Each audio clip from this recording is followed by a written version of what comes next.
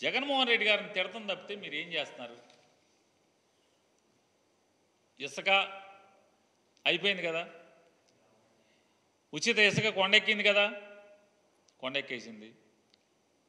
తల్లికి వందనం కింద మీద అవుతున్నారు కదా, ఒక కాగితం ఇచ్చారు, దాన్ని పేక పట్టుకుంటేనేమో అబ్బే తూచి అది కాదు ఇది కాదు ఇది కాదు అన్నారు. ఏది కాదు? కాబట్టి ఇవన్నీ ఆయన ఇది మళ్ళీ సర్కస్ గవర్నమెంట్. ఇది ఎంత సర్కస్ గవర్నమెంట్ అంటే ఆర్టీసీ ఏమో ఒక మంత్రి చూస్తాడు,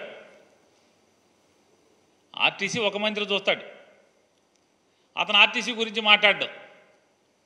ఇంకొక మంత్రి ఉన్నాడు, ఆయన ఏమో ఆర్టీసీ గురించి ట్వీట్ చేస్తాడు. ఆగస్టు 15 నుంచి ఆర్టీసీ ఉచితం అంటాడు. ముఖ్యమంత్రి కానీ రవాణా శాఖ మంత్రి కానీ ఉండదు. అంటే ఇది ఒక కంగారు గవర్నమెంట్. ఎవడెవడు ఏం చేస్తున్నాడో ఎవడికి ఏంటో అర్థం కాని పరిస్థితి, ఎవరి శాఖ ఏంటో తెలీదు. అట్లాగే జగన్మోహన్ రెడ్డి గారి ప్రభుత్వం అసైన్మెంట్ ల్యాండ్లని ఫ్రీ హోల్డ్ పేరుతో దోచుకున్నారు, 1000 ఎకరాలు దళితుల భూములు దోచుకున్నారని చెప్పి చంద్రబాబు నాయుడు గారు ఒక బురదేశే కార్యక్రమాన్ని, విషం చిమ్మే కార్యక్రమాన్ని నిన్న తెరలు తీశాడు ఆయన. నేను చంద్రబాబు నాయుడు గారిని ఛాలెంజ్ చేస్తాను. నీ గవర్నమెంట్ నీ చేతిలో ఉంది చంద్రబాబు నాయుడు గారు. ఎవరి పేరు మేంచి ఎవరి పేరు మీదకి ఆ ఫీల్డ్ ఫ్రీ హోల్డ్ ల్యాండ్ బదిలీ అయింది? ఏ వైఎస్ఆర్ కాంగ్రెస్ పార్టీ ఎమ్మెల్యే, ఏ వైఎస్ఆర్ కాంగ్రెస్ పార్టీ మంత్రి, ఏ వైఎస్ఆర్ కాంగ్రెస్ పార్టీ నాయకుడు దళితుల భూముల్ని ఫ్రీ హోల్డ్ చేశాక బదలాయింపు చేసుకున్నాడో చేయి, రుజువు చేయి.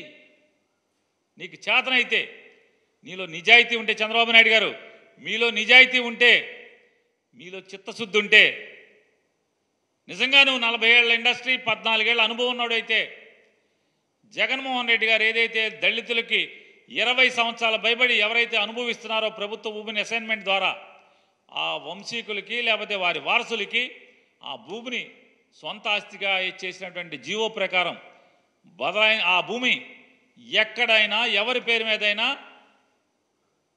వైఎస్ఆర్ కాంగ్రెస్ పార్టీ ఎమ్మెల్యే పేరు మీద కానీ మంత్రి పేరు మీద కానీ బదలాయింపు, జగన్మోహన్ రెడ్డి గారి పేరు మీద కానీ వాళ్ళ కుటుంబ సభ్యుల పేరు మీద కానీ బదలాయింపు అయిందా? చూపించు. ప్రభుత్వం మీదే కదా, మీ చేతిలో ఉంది కదా. ఈ తప్పుడు మాటలు ఎందుకు చంద్రబాబు నాయుడు గారు? ఈ అసత్యాలు ఎందుకు? చెప్పాలి కదా. కేవలం బట్ట కాల్చి మొహం మీద వేయటం తప్పితే, ఎన్నికల ముందు ఏ రకంగా అయితే విషం చిమ్మారో అదే విషం చిమ్మే కార్యక్రమాన్ని ఇంకా కొనసాగింపు తప్పితే. ఎస్, మీలో కలేజా ఉంటే, మీలో సత్తా ఉంటే, మీలో అనుభవం ఉందని చెప్పని మీరు ఏదో అనుకుంటున్నారు కదా. మీ అనుభవం ఉందే నిజమైతే ఈ సమాజం ముందు పెట్టండి.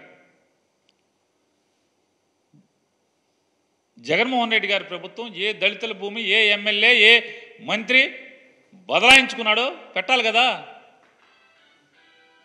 స్టాంప్స్ అండ్ రిజిస్ట్రేషన్ నీ దగ్గరే ఉంది కదా, నీ ప్రభుత్వమే కదా. రెవెన్యూ డిపార్ట్మెంట్ కూడా మీ ప్రభుత్వమే కదా. ఎందుకు చేయలేకపోతున్నారు? ఊరికే భూములు దోచుకున్నారు ఎందుకు మాట్లాడుతున్నారు? ఆధారాలతో సహా కదా మీరు చెప్పాల్సింది. ఎందుకు చెప్పలేకపోతున్నారు? ఏం చేయాలో అర్థం కాదు, అలవ కాని హామీలు. ఇదే మరి 5-10 కుర్రాడితో పోటీ పడి ఆ కుర్రాడిని నాశనం చేయటం కోసం విషం చిమ్మి, దుష్ప్రచారం చేసి, జనం మెదడులోకి విషాన్ని ఎక్కించి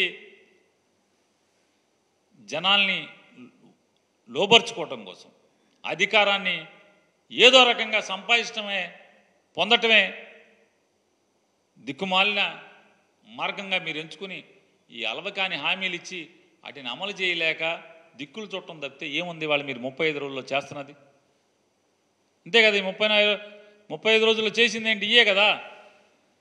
ఇప్పటికే మీరు ఎంత అప్పులు తెచ్చారు? ఓన్లీ రిజర్వ్ బ్యాంకుల నుంచి, ఓన్లీ రిజర్వ్ బ్యాంక్ దగ్గర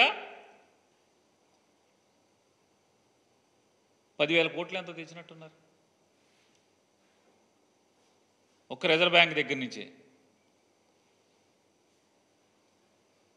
అసలు ఆంధ్రప్రదేశ్ రాష్ట్ర ప్రభుత్వం అప్పులు చేస్తే అదేమైనా చేబోదుళ్ళు ఉంటాయా? క్యాష్ తెచ్చుకుంటారంటే ఎక్కడన్నా?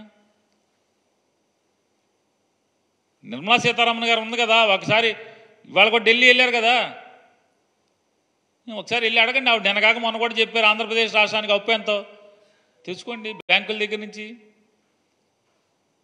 ఆర్బీఐ గేట్వే ఉంది, ఆర్బీఐ గేట్వే ద్వారా కాకుండా ఎక్కడి నుంచైనా అప్పు తెచ్చే అవకాశం ఉందా రాష్ట్ర ప్రభుత్వాలు? అన్నీ బ్యాంక్ ట్రాన్స్ఫర్లే కదా, తీసుకోండి. ఇవన్నీ జగన్మోహన్ రెడ్డి గారి మీద విషం చిమ్మటాకి 14 లక్షలు 15 లక్షల కోట్లని ఇవాళ అవి చూపించలేక తెల్లమొహాలేసి ఈ హామీలను అమలు చేయాలి, ఎట్టా అమలు చేయాలో అర్థం కాక నేల చూపులు బిత్తర చూపులు ఆకర్షణ ఎంక చూడటం తప్పితే, జగన్మోహన్ రెడ్డి గారిని బూతులు తిడటం తప్పితే వేరే ఇంకేమనుందా? లేదు కదా. ఏమైంది నీ అనుభవం? ఎందుకు ఫుల్ బడ్జెట్ ప్రవేశపెట్టలేకపోతున్నావు? మోడీ గారు ఫుల్ బడ్జెట్ ప్రవేశపెడుతున్నాడు కదా, మోడీ గారు ఫుల్ బడ్జెట్ ప్రవేశపెడుతున్నాడు కదా. ఎక్కడ ఏ రాష్ట్రంలో అనాదిగా భారతదేశంలో రాష్ట్రాలు ఏర్పడిన దగ్గర నుంచి లేదా కేంద్ర ప్రభుత్వం ఏర్పాటైన దగ్గర నుంచి కూడా ఎన్నికల ముందు ఓటాన్ అకౌంట్ పెడతాం, ఎన్నికలైన తర్వాత వచ్చినటువంటి ప్రభుత్వం ఫుల్ బడ్జెట్ పెట్టేటువంటి సాంప్రదాయమే కదా, కొత్తగా ఎక్కడ జరగట్లేదు కదా అది. ఎందుకని ఫుల్ బడ్జెట్ పెట్టలేకపోతున్నారు? భారతదేశంలో ఇంత అసమర్థ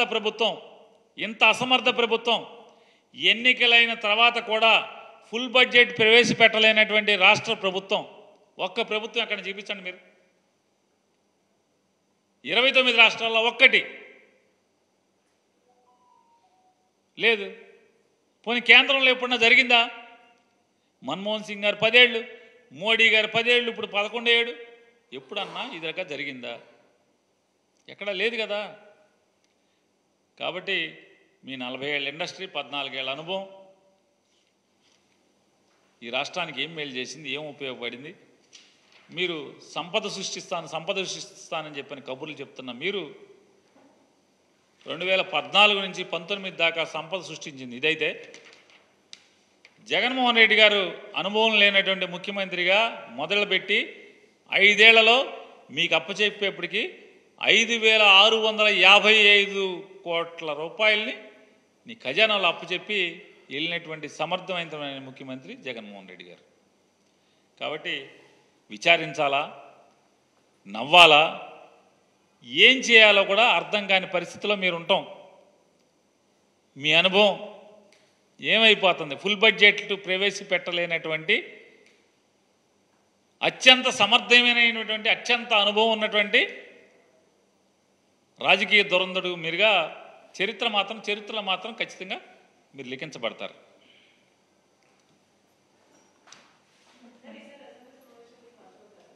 ఎందుకోరమ్మా? ఎమ్మెల్యే గారు కదా, మా 11 మంది ఎమ్మెల్యేలు అందరూ వెళ్తారు, జగన్మోహన్ రెడ్డి గారు కలిపే అందరూ వెళ్తారు. మీకు వద్దని ఉందేంటి?